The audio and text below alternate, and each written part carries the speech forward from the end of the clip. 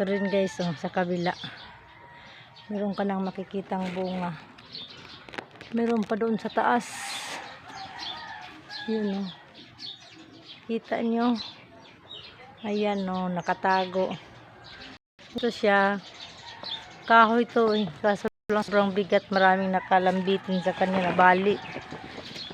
Ayan. Tanim ko sa palibot ng aming bahay. Ayan siya, oh. Nakakatuwa.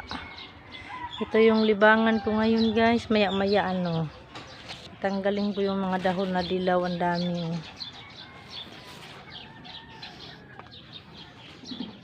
Okra, lagi ako nag-harvest kaso lang kaunti lang yung tumubo. Wala na akong ibang seedling, kaya ito, oh, nagpapasidling na ako para magtanim ako doon sa kabila.